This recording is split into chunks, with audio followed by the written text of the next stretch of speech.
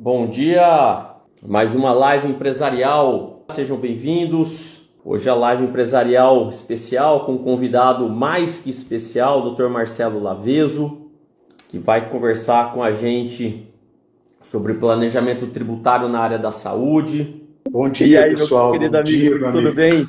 Tudo bem, graças a Deus, cara. Vamos lá, vamos Bom, resolver do jeito que vem aqui, né?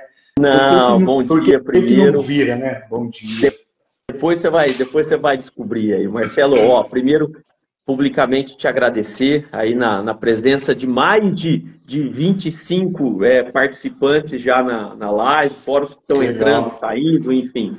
E isso aí mostra bem o seu tamanho, a sua importância e conseguir uma brecha aí na sua agenda, que eu sei que é atribulada, não é para qualquer um, tá bom? Então, obrigado mesmo de coração e já passo aí para o seu currículo, que Marcelo Laveso é advogado em Rio Preto, especialista em direito civil, processo civil e direito empresarial, que eu acredito que a gente tenha se encontrado nessa pós aí, já faz algum tempo, né, meu amigo? Pelo menos eu acredito.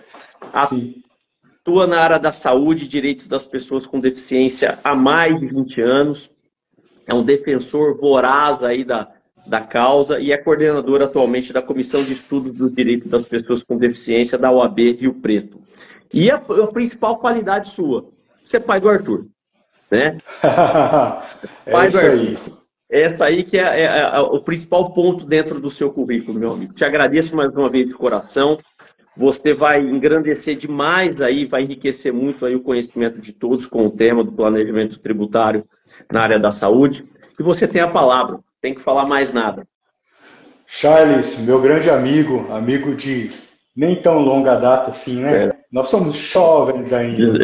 Cara, é é um verdade. prazer estar contigo aqui, um prazer enorme participar da sua live aqui. Obrigado pelo convite, obrigado pela oportunidade de conversar com quem tem livros escritos, publicados por uma editora de nome. Meu amigo, é uma honra sem tamanho ter sua amizade, ter essa liberdade e a oportunidade de estar aqui com você para falar de um tema que é atual, é discutido muito no judiciário, discutido muito também dentro das empresas para fazer planejamento.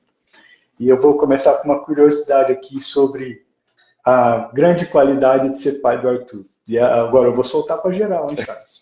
Teve uma ocasião que o meu filho tem paralisia cerebral e faz terapias no prédio onde o Charles tem escritório. E quando ele era bem pequenininho, dava para carregar no colo ainda, estava minha esposa, meu sogro e o Arthur no colo de um deles.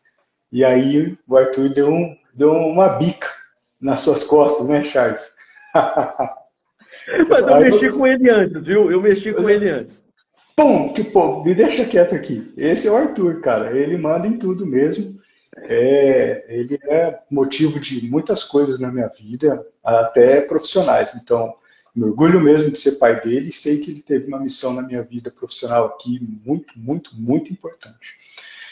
Vamos lá então, meu amigo, falar de planejamento tributário nas empresas da área da saúde. Acho que vai ser um bate-bola bem legal, porque tem conceitos aí que, obviamente, a sua responsabilidade e o seu conhecimento são enormemente maiores que os meus para poder dizer. Qual é o conceito que nós vamos apresentar aqui rapidinho? Né? O importante é o empresário da área da saúde, Charles, saber que a parte tributária, o planejamento tributário, os regimes tributários adotados, eles não são para sempre. A empresa muda, o faturamento muda, o comportamento da legislação muda, os serviços oferecidos mudam, a forma que se oferece o serviço muda, e isso impacta na apuração de tributos dessas empresas. Né? O primeiro ponto que é necessário frisar para que isso tudo aconteça é entender que aquela empresa, aquele laboratório, aquela clínica, ela é um negócio, né? E ela tem que ser tratada assim. Não é somente um consultório, um laboratório, é uma empresa tecnicamente. Ou melhor, ela precisa ser uma empresa tecnicamente para que possa acessar alguns benefícios tributários. E aí te devolvo a bola rapidinho para você poder explicar para a gente quais são as sociedades que são empresárias e quais são as sociedades que não são empresárias. Marcelo, Então, da sociedade ser empresária ou não, muito depende da atividade, né? Então, é aquela questão da produção, da intermediação e da prestação de serviço. E quando você fala da atividade empresária, é aquela que automaticamente tem um viés mercantil. Então, não necessariamente, e essa diferença é muito complicada, principalmente na área da saúde, porque quando você tem a atividade médica, é a prestação de serviço. Ah, então tá bom, então é a do parágrafo único do artigo 966. Não, mas olha, essa prestação de serviço ela tem um viés mercantil, então ela vai para o caput. E aí fica aquela discussão, junta ou cartório. Então vai depender muito da atividade que vem sendo desenvolvida ali. É isso aí. Eu rolei, você devolveu e a gente vai fazendo essa tabelinha aqui. Realmente, a diferença na prática é, para que uma sociedade, uma clínica, acesse os benefícios tributários que nós vamos falar aqui, ela precisa ser uma sociedade empresária, ela precisa estar na junta comercial, não no cartório. Tá? Precisa ter contrato social, lá nas cláusulas do contrato social ser bem clara, ao dizer que explora a atividade de forma empresarial. Então, esse é o primeiro ponto. Temos, então, um consultório médico, uma clínica de terapias, ou um laboratório, ou um hospital. Olha só, clínica de terapias, laboratórios de exames de sangue, laboratórios de imagem, hospital dia, home care, hospital de retaguarda, uma série de infinidades de serviços de saúde que podem ser explorados de forma empresarial e podem se beneficiar do que nós vamos falar agora. Ótimo. Então, se estamos diante de uma sociedade empresarial, o próximo passo é saber qual é o regime tributário que ela pode adotar. Né? Elas podem adotar o simples, podem adotar o lucro presumido e podem adotar, espero que todas um dia possam adotar, o regime tributário do lucro real. Tá? Dentro desse cenário simples, lucro real, lucro presumido, nós vamos falar de benefício tributário para quem está no lucro presumido. O simples já é uma alíquota benéfica, já é uma forma mais simplificada, obviamente, de apurar os tributos. E ali dentro, o benefício é o teto do faturamento e as alíquotas que são progressivas ali dentro. Mas pode ser que alguém esteja dentro do simples e que talvez, se simular novas tributações no lucro presumido, por exemplo, pode acessar um benefício tributário, ou pode ter uma redução da sua carga tributária. Simples. Segundo regime tributário, lucro presumido. Ótimo. Lucro real não vou nem falar, porque não é a realidade da maioria das empresas da área da saúde. Somente grandes hospitais, etc., às vezes, inclusive. O lucro presumido, ele tem um viés de benefício para serviços hospitalares. Como foi essa história? Essa história, Charles, foi assim. Existe um benefício tributário de redução de base de cálculo, e agora é bem técnico isso, né? Redução de base de cálculo de imposto de renda e contribuição social para empresas hospitalares que estão no lucro presumido. Então, a princípio, era um benefício só para o hospital, porque o legislador pensou lá atrás que era um encargo muito grande suportar aquela estrutura pesada, cara, com equipamentos, prédios, gente. Então, eles mereciam um benefício fiscal e reduziram a base de cálculo do IRPJ e da contribuição social. Beleza. Mas no judiciário o entendimento foi um pouco diferente. O judiciário já entende há muito tempo, inclusive pacificado no STJ, que o que traz benefício para aquela empresa não é suportar o encargo, mas sim a essencialidade do serviço que ela oferece. Saúde. Não é menos importante um laboratório de exames de imagem ou um laboratório anátomo-patológico do que um hospital. Não é menos importante para o sistema.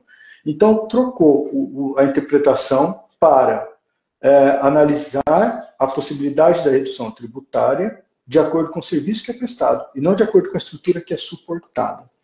E aí, meu amigo, entrou num viés muito importante para o mercado da área da saúde. Por quê? Porque passaram a ter acesso a serviços como esses que eu já disse, home care, hospital dia, laboratórios de análises clínicas, laboratórios de imagem, clínicas de terapias intensivas, como muitas que eu vejo por conta do Arthur, né? Terapias para crianças com paralisia cerebral, terapias para pessoas com deficiência em geral, né? São clínicas que oferecem serviços de saúde.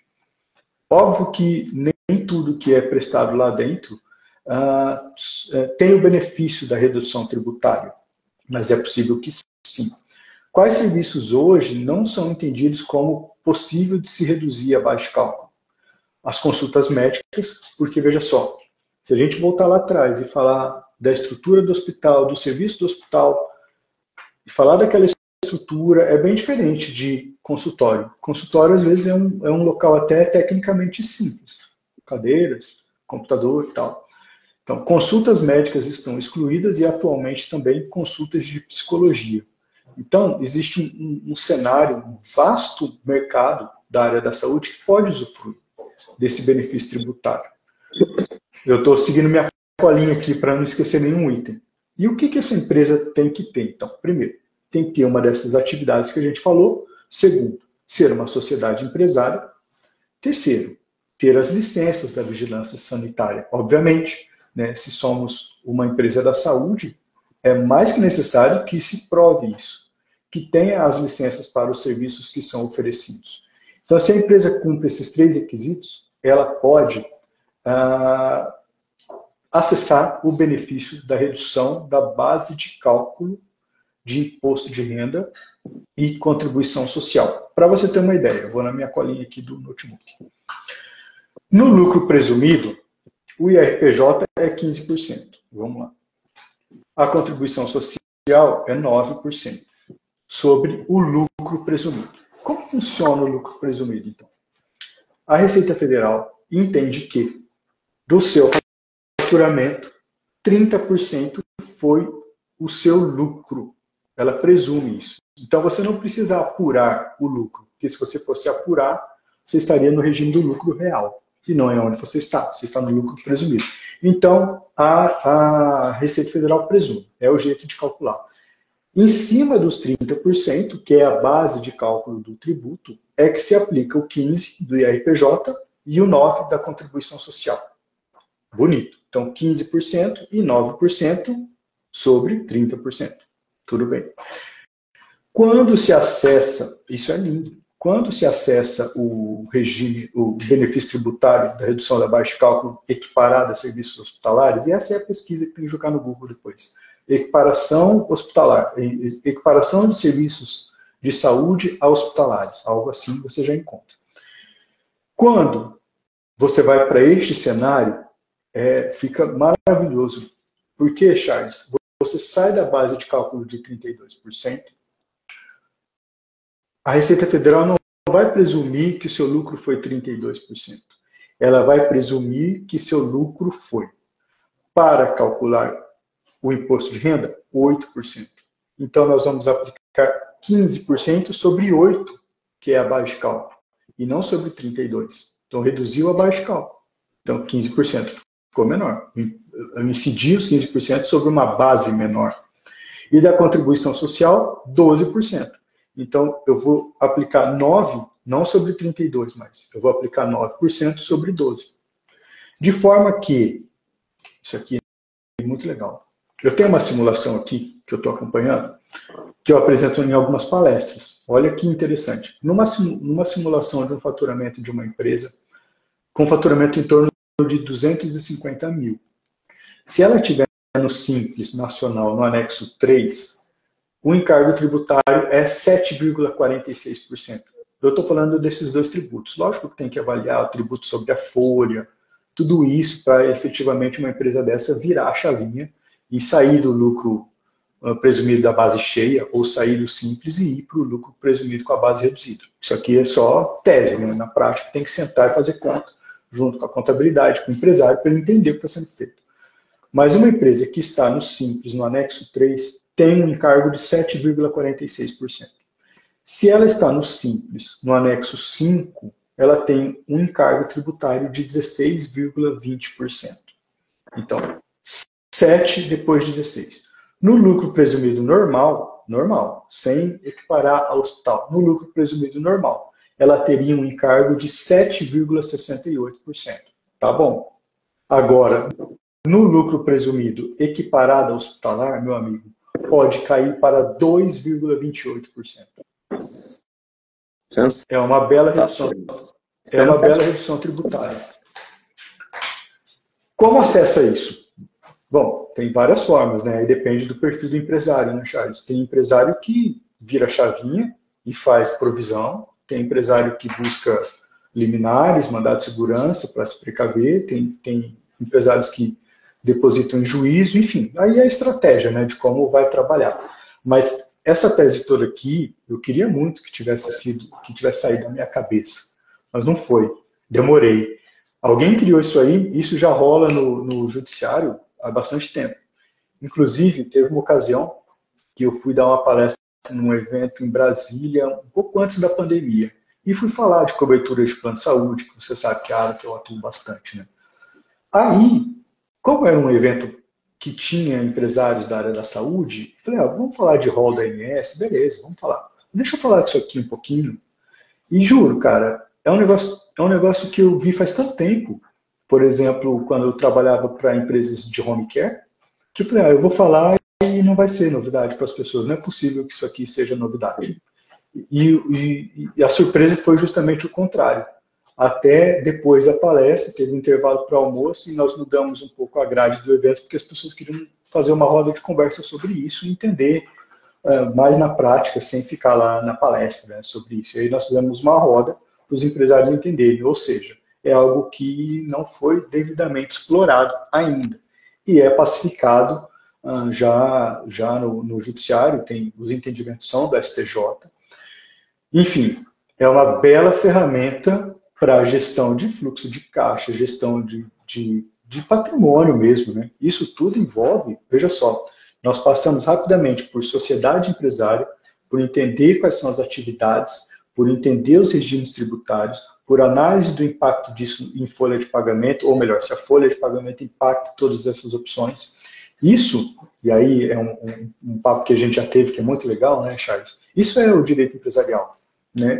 É misturar o que tem de possível, usar conceitos do direito empresarial genuíno, como falar de sociedades, com o que isso pode trazer de benefício tributário. Isso é muito importante. O profissional que atua nessa área, né, nós advogados que atuamos nessa área, tem que ter esse conceito. E mais do que isso, né, tem que pôr para fora da cabeça esse conceito, né, e apresentar essas coisas para os clientes, para os clientes que te procuram. Operacionalizar, né, concretizar essa questão, a questão que pode parecer tão espaçada e aleatória, mas não, ela é concreta. Ela é concreta. Ela é concreta. Aqui na nossa cidade, por exemplo, quantos laboratórios existem, quantas clínicas existem, quantas empresas de home care existem nesse país afora, quantos laboratórios, meu Deus do céu, tem muita gente. E é um mercado que realmente não se fala de poucos valores. É difícil uma empresa que atua com seriedade e seja uma empresa que quer evoluir, se manter num simples nacional há muito tempo, explorando serviços na área da saúde. É difícil, ela vai estourar o simples, ela precisa saber disso aqui, contabilidade precisa saber disso aqui. Perfeito. Laveso, você acha que essa especificidade que você colocou, ela vem muito também diante da função social dessas empresas de maneira específica? Você acha que essa mudança, você falou da questão dos hospitais, e aí parece que foi decantando para outras atividades, você acha que vem muito em razão do princípio da função social? Sim, vem muito em razão da função social desses serviços que são oferecidos para a sociedade. Tanto é que é bem claro isso nos julgados que dão base a essa tese. É pela essencialidade do serviço para a sociedade que se deve oferecer esse benefício e procurar com que não haja um encargo, né, do fisco em cima de atividade que, obviamente, é tão importante e que, né, como gestão pública, aí deve desafogar muito o SUS, né? Porque senão o SUS não daria conta também. Laveso, e você consegue obter isso de maneira administrativa ou não? Você vai ter a necessidade da judicialização? Como é que funciona essa questão do extra e do judicial? Eu já vi das duas formas. Teve gente que conseguiu com pedido administrativo e tudo bem. teve empresas que precisaram judicializar. Por quê? Porque o entendimento da Receita Federal ainda não é esse, nos enunciados da Receita Federal. Então, às vezes vai ser necessário judicializar. E aí, pode ser que tenha liminares, e aí foi o que eu falei agora há pouco. Se tiver liminar, aí o empresário quer depositar em juízo, é uma coisa. Se ele não quer depositar em juízo, quer fazer uma provisão de caixa para isso, para o risco até a questão se decidir, é outra coisa. Aí depende do perfil do empresário, se ele é mais arrojado ou não nesse sentido. Marcelo, sensacional. Te agradecer mais uma vez. Meu amigo, você é um cara que, além de ser uma boa praça, um querido amigo, nós não temos aquela amizade de encontrar e etc., mas existe uma afinidade muito grande. Você sabe que eu gosto muito de você, tenho um apreço muito grande por você. E além de ser uma excelente pessoa, você é um excelente profissional. Eu deixo uma recomendação aí para os que assistiram, tiveram que sair alguma coisa. Sigam o Dr. Marcelo nas redes sociais. Coloca sempre conteúdo específico na área médica. É uma referência na área. E podem ter certeza de que no direct aqui, convido o Dr. Marcelo para outros assuntos, plano de saúde, falar sobre essa questão das decisões unilaterais, etc. Já fica o convite, meu amigo. Grande abraço para você. Obrigado. Deixo para você suas palavras finais, aí, suas considerações, para a gente encerrar. Charles e pessoal todo que assistiu, muito obrigado aí pelo tempo de vocês. O tempo é o que a gente tem de mais valioso na vida. Então, pararem aí na sua rotina para nos ouvir é uma honra sem tamanho. O convite, Charles, é sempre aceito, meu amigo. Você manda aqui, eu só me ajeito. Fique tranquilo, qualquer momento, qualquer dia, qualquer assunto que eu tiver competência para falar, pode contar comigo. Parabéns pelo seu trabalho, parabéns pela pessoa que você é, parabéns pelos livros que você escreve, parabéns pelas aulas que eu tive contigo e aprendi bastante, tá vendo? Você é genial, você é um cara necessário na advocacia, não só riopretense, você é professor de cursinho, você é um foguete, meu amigo. Eu me orgulho muito de ter a amizade sua aqui. Não, é recíproco, meu amigo, é recíproco em dobro ter você como um amigo, como um colega aí também de profissão, e você sempre que precisar, eu sempre preciso de você, deixando publicamente aqui consignado, né? Sempre me socorro do Dr. Marcelo aí em questões específicas. E muito obrigado mais uma vez de coração. Dá um grande abraço no Arthur e em toda a família aí. Fala para ele que eu tô com saudade dele. Faz tempo que eu não vejo lá, hein? Faz tempo que eu não vejo ele lá. Obrigado, Charles. Fiquem com Deus todo mundo aí. Um grande abraço, meu amigo. Obrigado, pessoal. Um grande abraço, Marcelo. Até. Valeu, um abração.